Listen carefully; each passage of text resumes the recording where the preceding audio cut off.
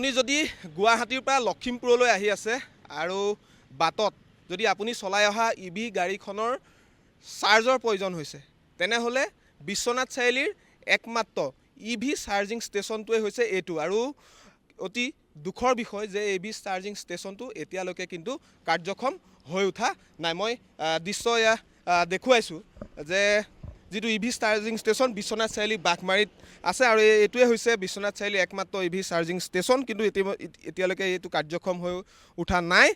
আৰু চৰকাৰে যি সময়ত ইভি গাড়ী কিনিবৰ কাৰণে জনসাধাৰণক আহ্বান জনাইছে আৰু ইভি গাড়ীৰ প্ৰচলনো ইতিমধ্যে বৃদ্ধি হৈছে, সেই সময়তে কিন্তু দেখিবলৈ পোৱা গৈছে যে BPCLৰ এই ইভি চাৰ্জিং ষ্টেচন এইটো কিন্তু এতিয়ালৈকে সম্পূৰ্ণ হৈ উঠা নাই আৰু কিছু কাম ইয়াত বাকী আছে। ইতিমধ্যে 16 মাহ সম্পূৰ্ণ হ'ল এই চাৰ্জিং ষ্টেচনটো ইয়াত স্থাপন কৰাৰ, কিন্তু এতিয়ালৈকে এই চাৰ্জিং ষ্টেচনটোৰ কাম আৰম্ভ হোৱা নাই আৰু সেয়েহে যিসকলে ইভি গাড়ী কিনিছে তেওঁলোক যথেষ্ট অসুবিধাৰ সন্মুখীন হয় যেতিয়া বিশ্বনাথ চাৰিআলি পাৰ হৈ তেওঁলোক লখিমপুৰ ধেমাজি বা অৰুণাচলৰ ফালে তেওঁলোক যায়, তেতিয়া গাড়ীখন চাৰ্জ দিবৰ বাবে তেওঁলোকৰ আচলতে ইয়াত কোনো ধৰণৰ চাৰ্জিং ষ্টেচন নাথাকে আৰু সেয়েহে যথেষ্ট অসুবিধাৰ সন্মুখীন হয়। আৰু ইতিমধ্যে বিভিন্ন ৰাজ সাহায্য এই ইভি চাৰ্জিং ষ্টেচনটো বহোৱাৰ কাৰণে এই BPCLৰ পেট্ৰল পাম্পটোত বহোৱাৰ কাৰণে ইতিমধ্যে ৰাজ সাহায্য লাভ কৰা হৈছে, কিন্তু এতিয়ালৈকে এই চাৰ্জিং ষ্টেচনটো কিন্তু কাৰ্যক্ষম হৈ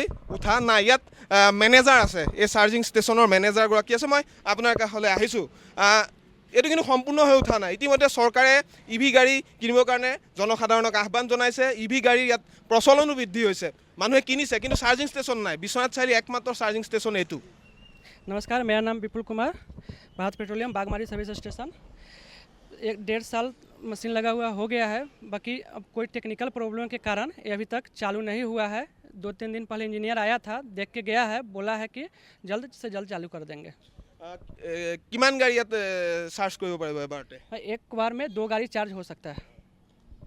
এইটো বহুত দিন হ'ল, এইটো হ'ব লাগিছিলে, এতিয়া গাড়ীবিলাক আহে নাই ইয়াত চাৰ্জিঙৰ কাৰণে? गाड़ी भी लगा है, बाकी मतलब चार्जिंग ना हो इस कारण मतलब रिटर्न चली जाओ, मतलब कंप्लेन देता है वो लोग आकर, बाकी चार्ज नहीं होता ऐसे चला जाता है।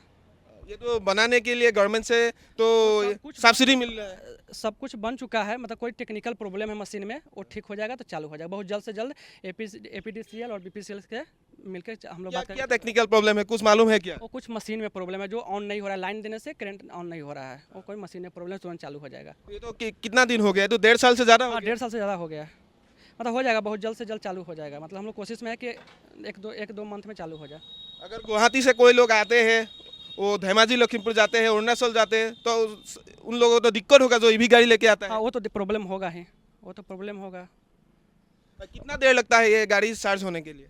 इतना 2 गाड़ी होता है एक बार में? 2 गाड़ी होता है, दो MPD लगा हुआ है, बाकी इतना अभी क्लियर नहीं बता सकते कितना देर जब चालू होगा तब हम लोग बता सकते हैं कितना टाइम लगेगा।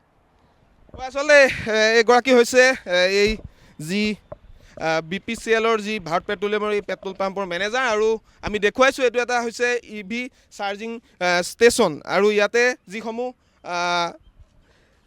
বেটেৰী চালিত যিসমূহ গাড়ী, যিসমূহ ইভি গাড়ী, সেইসমূহ ইয়াত চাৰ্জ কৰাৰ সুবিধা আছে, কিন্তু এই মুহূৰ্তলৈকে এইটো কাৰ্যক্ষম হৈ উঠা নাই। আৰু ভাৰত পেট্ৰলিয়ামে এই ইভি চাৰ্জিং ষ্টেচনটো ইয়াত নিৰ্মাণ কৰিছে আৰু ইতিমধ্যে ইয়াত এই চাৰ্জিং ষ্টেচনটো নিৰ্মাণ কৰাৰ বাবে আচলতে ৰাজ সাহায্য তেওঁলোকে লাভ কৰিছে, কিন্তু এই মুহূৰ্তলৈকে এইটো আৰম্ভ হোৱা নাই, যাৰ বাবে যিসকল লোকে এই ইভি যি গাড়ী তেওঁলোকে কিনিছে বা যিসকল লোকে এই গাড়ী লৈ এনেধৰণে এই বিশ্বনাথ চাৰিআলিৰ মাজেৰে দূৰ দূৰণিলৈ যাবলৈ তেওঁলোক ওলাই আহে, তেওঁলোক যথেষ্ট অসুবিধাৰ সন্মুখীন হয়। আৰু দেখিবলৈ পোৱা গৈছে যে বহু লোক এনেধৰণে এই যি চাৰ্জিং ষ্টেচন ইয়ালৈ আহে কিন্তু তেওঁলোক বিমুখ হৈ যাবলগীয়া পৰিৱেশৰ সৃষ্টি হৈছে। কিন্তু 16 মাহ পূৰ্বে এই চাৰ্জিং ষ্টেচনটো তৈয়াৰ কৰা হৈছিলে, কিন্তু এই মুহূৰ্তলৈকে দেখিবলৈ পোৱা গৈছে যে এই চাৰ্জিং ষ্টেচনটো কাৰ্যক্ষম হৈ উঠা নাই। আৰু ইতিমধ্যে এই যি কৰ্তৃপক্ষ তেওঁলোকে জনাইছে যে কিছু টেকনিকেল প্ৰব্লেম আছে আৰু টেকনিকেল প্ৰব্লেম অতি শীঘ্ৰেই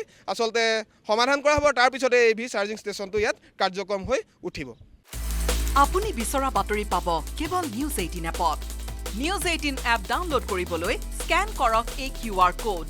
গুগল প্লে ষ্টৰতো পাব এই নিউজ 18 এপ।